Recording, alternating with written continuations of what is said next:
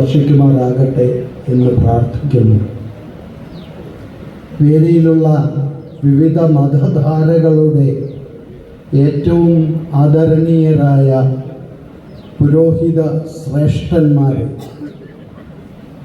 മാനവീയം 2025 പരിപാടിയുടെ ബഹുമാന്യരായ സംഘാടകരെ, ഇവിടെ സന്നിഹിതരായിട്ടുള്ള വിവിധ മതധാരകളുടെ വേദപഠന വിദ്യാർത്ഥി സമൂഹത്തിലെ പ്രിയപ്പെട്ട അംഗങ്ങളെ, വേദിയിലുള്ള സദസ്സിലുള്ള പ്രിയപ്പെട്ട സഹോദരി സഹോദരന്മാർ,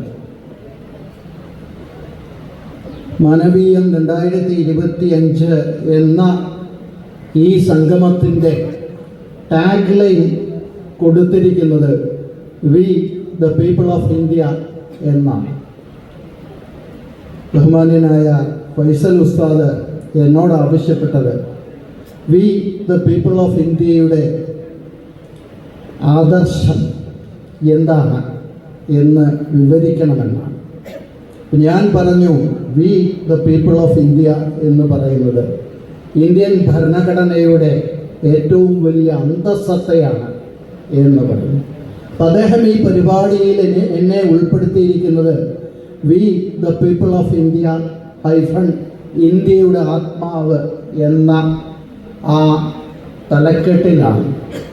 ഈ ഒരു വിഷയത്തെ പറ്റി ഇവിടെ സംസാരിക്കണമെങ്കിൽ ഏറ്റവും ചുരുങ്ങിയത് ഒരു 45 മിനിറ്റെങ്കിലും വേണം.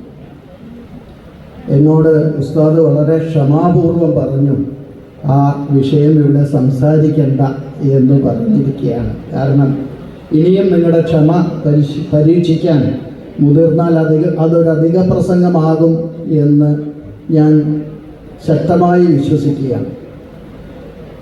സമൂഹത്തിലെ വിവിധ മതധാരകളുടെ വിശ്വാസി സമൂഹത്തെ നാളെയുടെ നാളുകളിൽ നേർവഴിക്ക് നടത്തുവാൻ, അവർക്ക് നിർദ്ദേശങ്ങൾ കൊടുക്കുവാൻ വേണ്ടി സമൂഹത്തിൽ പ്രവർത്തിക്കാൻ പഠനം നടത്തുന്ന നിയോഗിക്കപ്പെട്ടിട്ടുള്ള വിദ്യാർത്ഥി സമൂഹം, വേദപഠന വിദ്യാർത്ഥി സമൂഹം, അത് വിവിധ മതധാരകളുടെ ഒരു സങ്കലനമായി സമ്മേളിച്ചിരിക്കുന്ന സമ്മോഹനമായ ഈ മുഹൂർത്തത്തിൽ ഒരു സാന്നിധ്യമാകാൻ കഴിഞ്ഞത് തന്നെ സർവശക്തൻ്റെ വലിയ അനുഗ്രഹമായി കരുതുകയാണ്. We the people of India Indian ഭരണഘടനയുടെ ആത്മാവാണ്. ഇന്ത്യ എന്ന രാജ്യത്തിൻ്റെ സ്വാതന്ത്ര്യ സമരത്തിൻ്റെ ചരിത്രവുമായാണ് അത് കെട്ടുമിണങ്ങി കിടക്കുന്നത്. നമുക്കറിയാം, സ്വാതന്ത്ര്യ സമരത്തിൻ്റെ തുടക്കം ഈസ്റ്റ് ഇന്ത്യ കമ്പനി ഇന്ത്യ വിട്ടുപോകണമെന്ന് പറഞ്ഞുകൊണ്ടായിരുന്നു. പിന്നീട് അത് ബ്രിട്ടീഷുകാർ ഇന്ത്യ വിട്ടുപോകണമെന്നായി. അവിടെയൊന്നും ഇന്ത്യ എന്ന ആശയം ഉണ്ടായിരുന്നില്ല. ബ്രിട്ടീഷുകാരുടെ ചൂഷണം അവസാനിപ്പിക്കുക എന്നുള്ളതായിരുന്നു ആശയം. ഇന്ത്യ 1947 ഓഗസ്റ്റ് 15 സ്വതന്ത്രമായി ബ്രിട്ടീഷുകാർ ഇന്ത്യയെ വിട്ടുപോയ അവസരത്തിൽ ഇന്ത്യ എന്ന ഉപഭൂഖണ്ഡം, നാം ഇന്ന് കാണുന്ന ഇന്ത്യയും പാകിസ്ഥാനും ബംഗ്ലാദേശും ചേർന്ന ഉപഭൂഖണ്ഡം, ഏകദേശം 6000-ൽ പരം രാജ്യങ്ങളായി ഛിന്നഭിന്നമായി നിൽക്കുകയായിരുന്നു എന്നാണ് ചരിത്രം രേഖപ്പെടുത്തുന്നത്. ചക്രവർത്തിമാരും മഹാരാജാക്കന്മാരും രാജാക്കന്മാരും സാമൂതിരിമാരും അധികാരികളും ഒക്കെ വാങ്ങിയിരുന്ന വലുതും ചെറുതുമായ അനേകം ഭൂപ്രദേശങ്ങൾ, അവിടെ നിന്ന് ഇന്ത്യയെ ഒരു റിപ്പബ്ലിക്കാക്കി മാറ്റുക എന്നുള്ളതായിരുന്നു സ്വതന്ത്രാനന്തര ഇന്ത്യ നേരിട്ട ഏറ്റവും വലിയ വെല്ലുവിളി എന്ന് പറയുന്നു. ആ വെല്ലുവിളി സാധ്യമായത് ഇന്ത്യൻ ഭരണഘടനയുടെ രൂപീകരണത്തിലൂടെയാണ്. നമുക്കൊക്കെ അറിയുന്നത് പോലെ സുദീർഘമായ 2 വർഷ കാലഘട്ടം ഭരണഘടനാ നിർമ്മാണ സഭ, കോൺസ്റ്റിറ്റ്യൂവൻ്റ് അസംബ്ലി നടത്തിയ അതികഠിനമായ പ്രയത്നത്തിൻ്റെ, ചർച്ചകളുടെ, വാദപ്രതിവാദങ്ങളുടെ ഒക്കെ ആകെത്തുകയായിട്ടാണ് നമുക്കിന്ന് ലഭ്യമായിരിക്കുന്ന ഇന്ത്യൻ ഭരണഘടന, ദ കോൺസ്റ്റിറ്റ്യൂഷൻ ഓഫ് ഇന്ത്യ. ഇത് ലോകത്തെ ഏറ്റവും ബൃഹത്തായ ഒരു ഭരണഘടനയായി ഇന്നും നിലനിൽക്കുകയാണ്. ലോകത്തിൻ്റെ ഏറ്റവും മകുടമായ ജനാധിപത്യ വ്യവസ്ഥയുടെ ഉദാഹരണമായി ഇന്ത്യൻ ഭരണഘടന നിലനിൽക്കുകയാണ്. ആ ഇന്ത്യൻ ഭരണഘടനയുടെ അസ്തിത്വം എന്ന് പറയുന്നത് ഇന്ത്യ വിശ്വസിക്കുന്ന മൂല്യങ്ങളിലാണ്. ആ മൂല്യങ്ങളെ മുഴുവൻ ആവാഹിച്ചുകൊണ്ടാണ് ഇന്ത്യൻ ഭരണഘടന രൂപീകൃതമായിരിക്കുന്നത്. ആ മൂല്യങ്ങളെ മുഴുവൻ ആവാഹിച്ചുകൊണ്ടാണ് ഇന്ത്യൻ ഭരണഘടന ആമുഖം പ്രിയാമ്പിള് എഴുതി ചേർത്തിരിക്കുന്നത്. ആ പ്രിയാമ്പിള് തുടങ്ങുന്നത് V the people of India having solemnly resolved to constitute India as a sovereign socialist secular democratic republic എന്ന് പറഞ്ഞുകൊണ്ടാണ്. ആ വാചകം അവിടെ അവസാനിക്കുന്നില്ല. And to protect and to secure to the citizens of this country justice, equality, liberty and to promote fraternity എന്നാണ് പറയുന്നത്. ഈ we the people of India എന്നായിരിക്കണമോ പ്രിയാമ്പിളിന്റെ തുടക്കം എന്നുള്ളത് കോൺസ്റ്റിറ്റ്യൂവന്റ് അസംബ്ലിയിൽ ഏറെ വാദപ്രതിവാദം നടന്നൊരു വസ്തുതയാണ്. അവസാനം വോട്ടിനിട്ട് ഭൂരിപക്ഷ അഭിപ്രായ പ്രകാരമാണ് ഒരു വിഭാഗം വാദിച്ചത് in the name of God എന്ന് പറഞ്ഞ് കോൺസ്റ്റിറ്റ്യൂഷൻ തുടങ്ങണം എന്നാണ്. മറിച്ച് ഭൂരിപക്ഷാഭിപ്രായം വോട്ടിനിട്ട് രേഖപ്പെടുത്തിയാണ് ഈ ഭരണഘടന V the people of India എന്ന് പറഞ്ഞ് ആരംഭിക്കണമെന്ന് തീരുമാനിക്കും.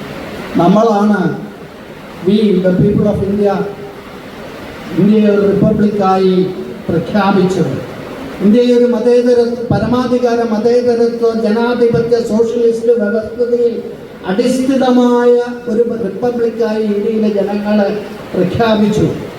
ആ ഇന്ത്യയിലെ ജനങ്ങൾ എന്ന ഭരണഘടന വിവക്ഷിക്കുന്നത് സ്വതന്ത്രാനന്തര കാലഘട്ടത്തിൽ ജീവിച്ചിരിക്കുന്നവരോ സ്വാതന്ത്ര്യത്തിന് മുമ്പ് ജീവിച്ചിരിക്കുന്നവരോ മാത്രമല്ല, മറിച്ച് ഏത് കാലത്തോളം ഇന്ത്യ നിലനിൽക്കുന്നു ആ കാലഘട്ടത്തിലെല്ലാം ഇവിടെ ജീവിച്ചു മരിക്കുന്ന അനേക തലമുറകളിലെ പൗരന്മാരാണ് we the people of India. ആ we the people of India ഇന്ത്യയിലെ ജനങ്ങൾക്ക് വാഗ്ദാനം കൊടുത്തിരിക്കുകയാണ്. ഇന്ത്യയെ കോൺസ്റ്റിറ്റ്യൂട്ട് ചെയ്തിരിക്കുന്നത് ഇന്ത്യ എന്ന രാജ്യത്തെ പൗരന്മാർക്ക് തുല്യനീതി, തുല്യ സമത്വം, തുല്യ സ്വാതന്ത്ര്യം, തുല്യ സാഹോദര്യം, തുല്യ സഹവർത്തിത്വം, തുല്യ വിശ്വാസം എല്ലാം പുലർത്തി കാണുവാനാണ് എന്ന് പറഞ്ഞുകൊണ്ടാണ്.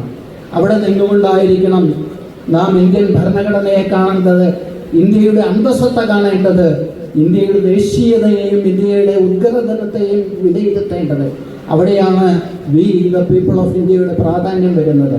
നാം ഉൾക്കൊള്ളുന്ന ഇന്നിൻ്റെ നാളുകളിൽ ഇവിടെ ജീവിക്കുന്ന തലമുറ വി ദ പീപ്പിൾ ഓഫ് ഇന്ത്യയുടെ പ്രാധാന്യം മനസ്സിലാക്കുക. ആ പ്രാധാന്യത്തിൽ നിന്നുകൊണ്ട് ഇന്ത്യ എന്ന രാജ്യത്തിൻ്റെ ആത്മാവിനെ ഉൾക്കൊള്ളുക. അങ്ങനെ ഉൾക്കൊണ്ട് മുന്നേറാൻ മുന്നോട്ട് വരിക.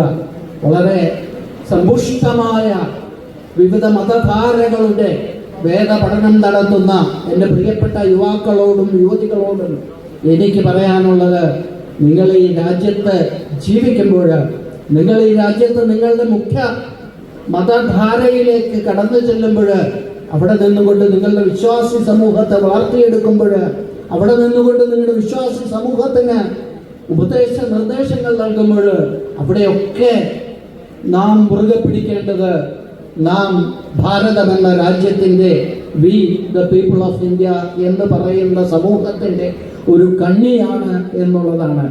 നാം ആ കണ്ണിയായി ഇന്ത്യയിൽ ജീവിക്കുന്നിടത്തോളം ഇന്ത്യയിലെ മുഴുവൻ ജനങ്ങൾക്കും തുല്യ സമത്വവും തുല്യ സാഹോദര്യവും തുല്യനീതിയും തുല്യ അവകാശങ്ങളും ഉറപ്പു കൊടുക്കാൻ പ്രതിജ്ഞ എടുത്തവരാണ് നാം എന്ന ചിന്താഗതിയാണ് ഉണ്ടാകേണ്ടത്.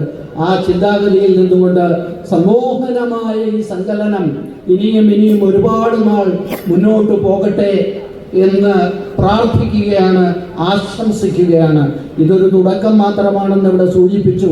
ഒരുപാട് ഇത്തരത്തിലുള്ള സങ്കലനങ്ങൾ നമ്മുടെ രാജ്യത്ത് ഉണ്ടാകേണ്ടത് കാലഘട്ടത്തിൻ്റെ അത്യന്താപേക്ഷിതമായ ആവശ്യകതയായി നിലനിൽക്കുമ്പോൾ അതിനുവേണ്ടി മുൻകൈയെടുത്ത ഇതിൻ്റെ ഭാരവാഹികളെ ഒരിക്കൽ കൂടി ആത്മാർത്ഥമായി അഭിനന്ദിച്ചുകൊണ്ട് ഇവിടെ വരാൻ കഴിഞ്ഞതിലുള്ള സന്തോഷം ഒരിക്കൽ കൂടി രേഖപ്പെടുത്തിക്കൊണ്ട് വിരമിക്കുകയാണ്.